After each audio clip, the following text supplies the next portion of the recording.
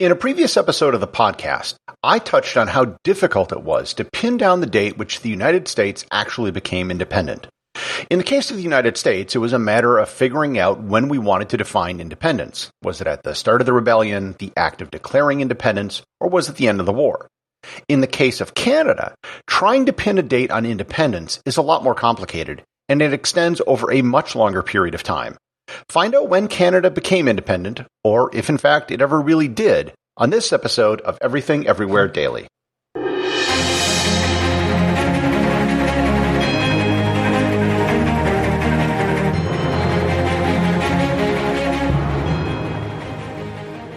This episode is brought to you by the Travel Photography Academy. Have you ever been on a trip and wondered why your photos don't turn out like the images you see in travel magazines? If you're going to spend thousands of dollars on a trip and hundreds to thousands of dollars on a camera, you owe it to yourself to get the highest quality images from your trip. That's why I created the Travel Photography Academy. I set out to travel around the world in 2007 with an expensive camera, and I had no idea how to use it. As I traveled around the world, I taught myself the art of travel photography, eventually mastering it to a point where I was named Travel Photographer of the Year 3 times in North America. The Travel Photography Academy is an online course that teaches you everything you need to know to master your camera and to take better photos on your next trip. To improve your photography and to get better images on your next trip, visit travelphotographyacademy.com or click in the link in the show notes.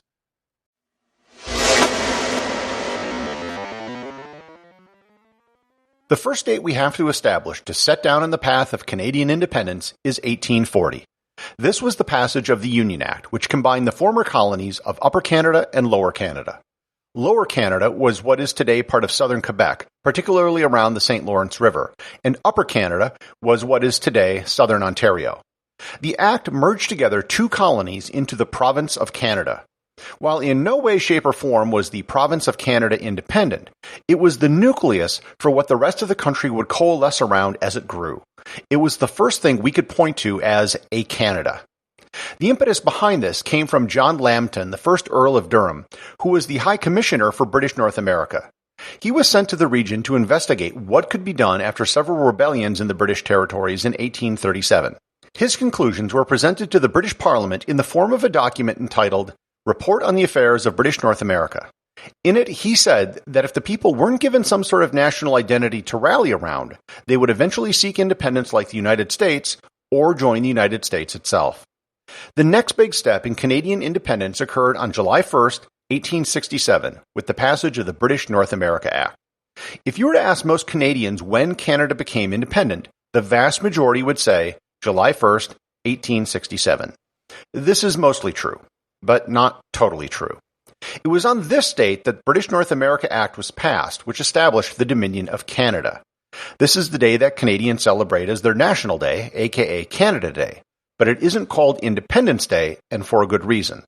First, the Canada which was created in 1867 was not the same Canada that we know today.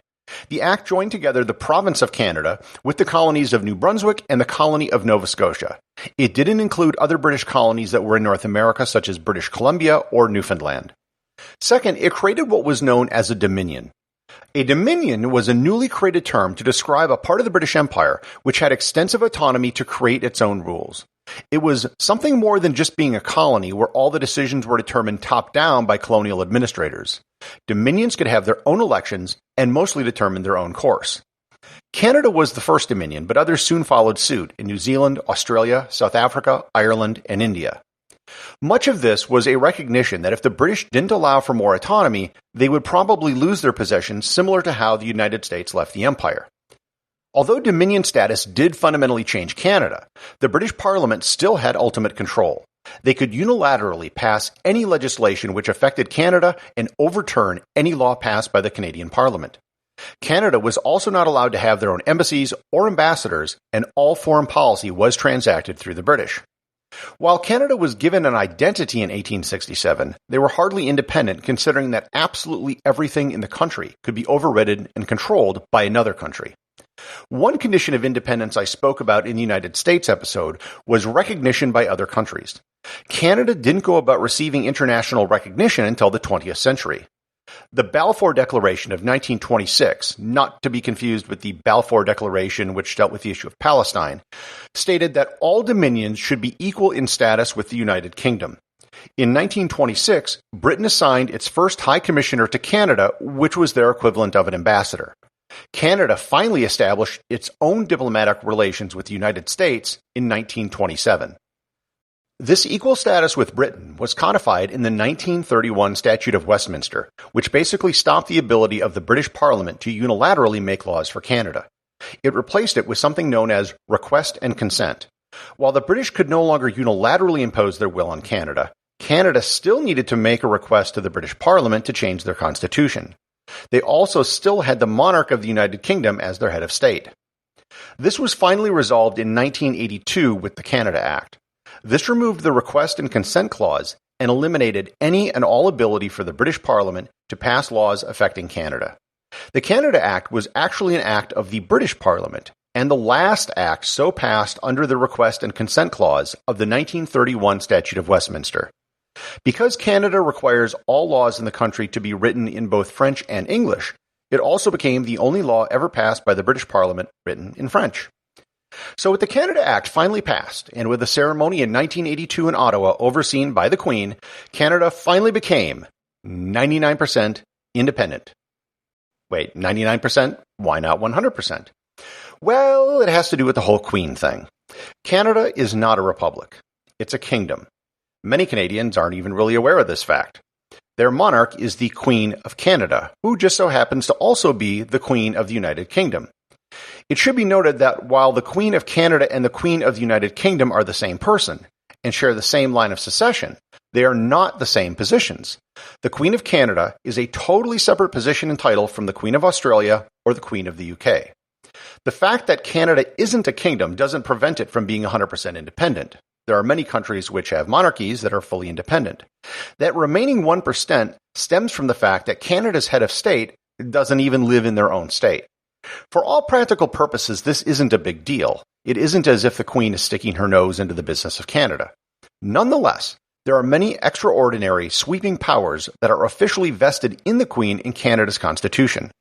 The day-to-day duties of the Canadian monarch are performed by the Governor-General of Canada, which is a mostly honorary position that is filled by notable Canadians. Previous Governors-General have included talk show hosts, and the current one was an astronaut. Nonetheless, the monarchy is the one vestigial thing which still ties Canada to Britain. Most Canadians don't seem to care, however. The Republican movement in Canada is quite small, as is the Monarchist League of Canada. Many of the major political parties in Canada have taken no stance whatsoever on the issue, and those that have really haven't pressed it. So the answer to the question of when Canada became independent covers a span of time over 150 years. You could pick 1867, 1931, 1982, or, depending on your thoughts of the Queen, you might say they have yet to achieve total independence. Executive producer of Everything Everywhere Daily is James Makala. Special thanks to everyone who supports the show over on Patreon. Please remember to leave a review over on Apple Podcasts. Even a simple review can really help the show get discovered in the sea of other podcasts that are out there.